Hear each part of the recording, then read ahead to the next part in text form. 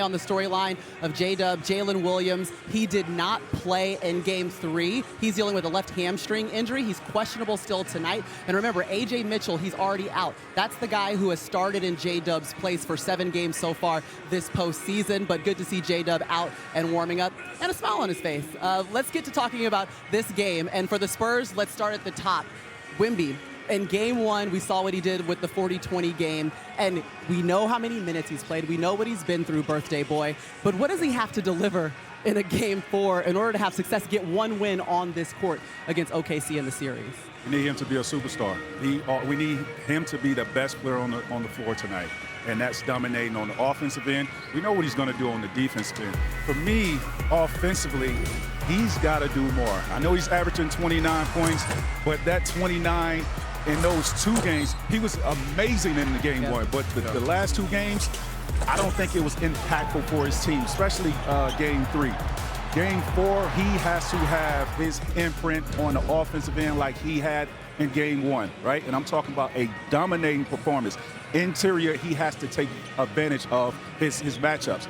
I don't want to see him most of the game on the perimeter, right? He has to pull gravity, being inside, and giving that attention on the offensive end for his teammates to make them better. Now, if you're not making shots, right, that is a way that you can help your teammates. That is a way to make them better because you're pulling so much gravity, right, to be able to have them open on the perimeter. And hopefully they're knocking down shots. That's the one thing that OKC is doing that they're not doing is knocking down shots. Let me just add real quick because you mentioned it, but Wemby said in his post game, I feel like the one thing I'm not doing well right now is making my teammates better, and that's the thing that I have to do better in Game 4. But he is because they're getting wide open shots. He's right like because right him being on the floor, he's making it the better. plus minus tells the story. You have to pay so much attention to him. Yep. No, one thing I said in Game 2, and Game 3, and I'm going to say it again, they have to put him on the move. And I feel like if you're going to play physical, if you're going to grab him and hold him, get him on the move. Now, he's catching the ball with a live dribble, and you have Hartenstein, sometimes Chet, you have them chasing you. Now you can be aggressive, you can kind of dictate, and sometimes manipulate the call if you would, when need be. But I think that puts him on the move, and that kind of gets him into the fight. Right now, I don't think he's strong enough to out-physical and out-muscle Hartenstein. So sometimes get him on the move, kind of go it through their chest and go finish and get yourself to the free throw line, get some easy shots. But continue to get guys open as well. Let me ask you this. Who's a player that you played with that is way stronger than you? I want to ask you that question. That's a great question. No. A few, Right. And you were able to hold your position and post up. different time. What you mean different time? I mean, he doesn't. Right now, I don't think he's the best post player. He doesn't post up well. He allows guys to. So what I'm saying is play in the post. But sometimes, what about the cross screens back in the day? What about some of the Iverson cuts to the post to get him on the move? Now playing the post that way instead of just try to straight roll down there and sit and run. That's not working. It all comes back to the post. Correct. I agree. To be closer just to on the basket. move. Yes.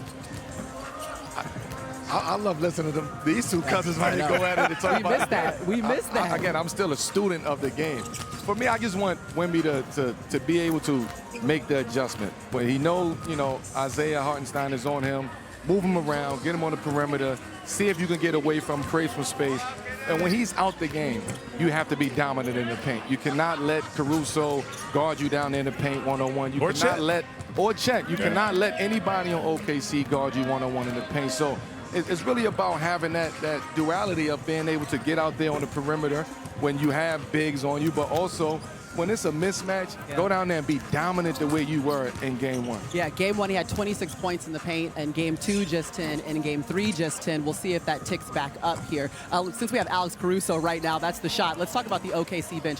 76 points off of the bench, set a playoff franchise record, which was more than impressive. But that also starts to explain the on-off numbers of Wemby. It's because the second wave of OKC, they wear you down throughout the course of a game. Listen, if I would have asked you guys who was the 3rd best player in this series, you definitely wouldn't have said Caruso.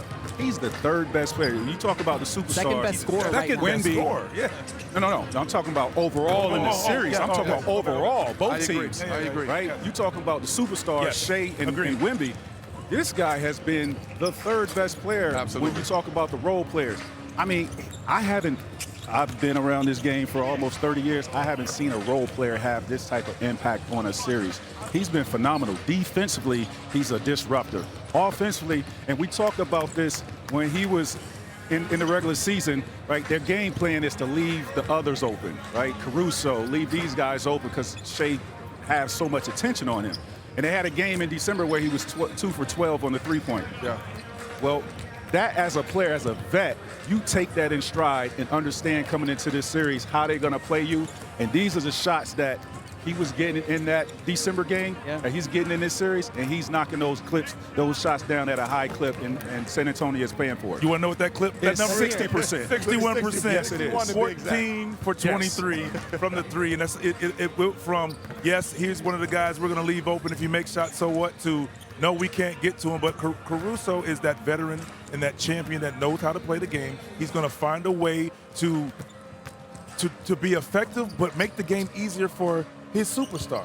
And that's a scary combination, particularly when you're hitting shots. He's shooting 61 from three, but he's shooting 61% from twos as well. Absolutely. So he's not just settling for threes. He's also, hey, you're going to run me off the line? Fine. I'm going to get in the paint, and I'm not settling. I'm going to take the best shot for my team. So, yes, he's been sometimes the second best player in this series as well. I agree. Yeah, he was plus 28 in Game 3, like you said, shooting at that 61%. And remember, in Game 1, he actually guarded Wemby the most. He had the most reps and time spent on Wemby having to defend. Game 1? Yeah, Game 1. And what happened? And then Isaiah Hartenstein came in. What happened in Game 1? Wemby had 40-20. This is what I'm trying to say. That's not what we're talking about. Okay? Hey, listen. Let's talk about some of the super fans that are in the building. These are the Salesian sisters of St. John Bosco. They have been super fans of the Spurs since back in the Pop days, okay? They've been rooting on Tim Duncan. Greg Popovich. Pop days. Early Tim Duncan days. Luke, career high tonight. Yeah, but right now they're blessing Luke Cornett. We'll see now what he has coming off the bench. Chet, Chet, watch out now. Might have brought some holy water with him. NBA Western Conference Finals, Thunder Spurs coming up tonight. OKC leads the series 2-1 so far this series. The Thunder bench has outscored the Spurs bench by 119 points. The OKC bench has scored 50 or more points in each of the first 3 games of this Western Conference Final.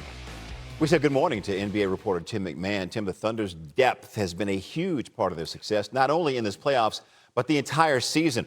What do you make of how OKC has constructed this roster around their back-to-back MVP?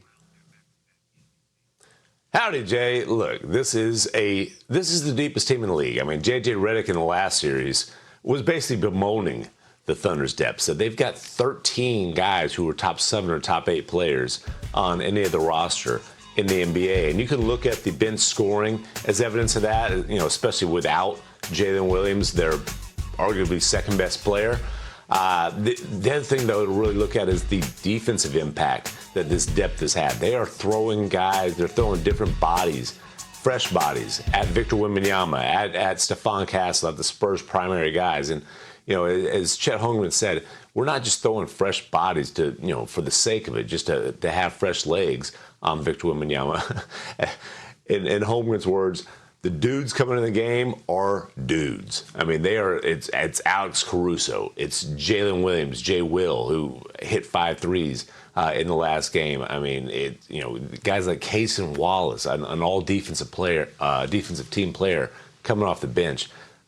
The Thunder, they just come at you in waves, and that depth has definitely been a factor in this series, in this playoff run, wearing down the San Antonio Spurs.